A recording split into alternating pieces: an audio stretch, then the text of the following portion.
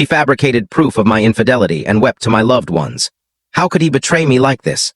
I remained silent, but when the other woman appeared at our family gathering, she introduced herself as my private investigator. The quiet from my own kin was the most deafening sound I'd ever experienced. I sat in my parents' cozy living room, a place that had always been my refuge, but it now felt like a courtroom. My mother gazed at me with eyes brimming with broken trust.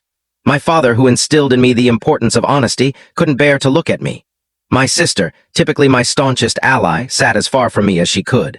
At the heart of it all, perched on my mother's cherished armchair, was my fiancée, Emily.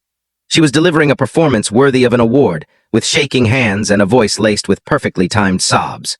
"I just can't comprehend," she cried, dabbing her tearless eyes with a handkerchief. "I discovered messages on his computer, explicit texts to a woman named Claire, and pictures of him dining with her, laughing. How could he do this to me, to our future?" She had orchestrated this family confrontation herself. A trap. 2 days prior, she'd confronted me, her face a blend of rage and sorrow, showing me screenshots on her phone. They were text messages, allegedly from me to this Claire, filled with the kind of nonsense you'd find in a cheap drama. There were also 2 blurry photos, taken from afar, of me at a restaurant with a woman with dark hair. I knew instantly they were fabricated. I had never sent those messages. I had never met anyone named Claire.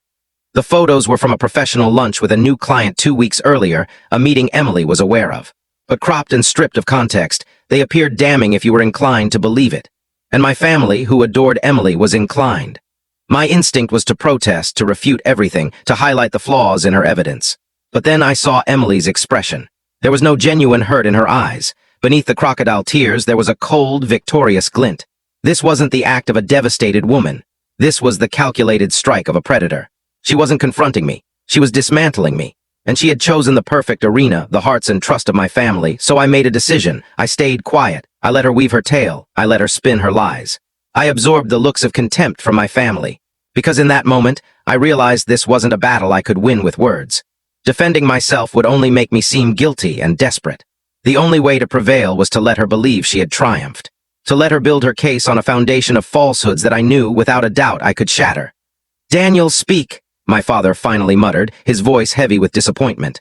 I looked at Emily. I looked at my family, their faces a mix of pain and condemnation. "There's nothing to say," I replied, my voice calm and steady. Full story on the channel below.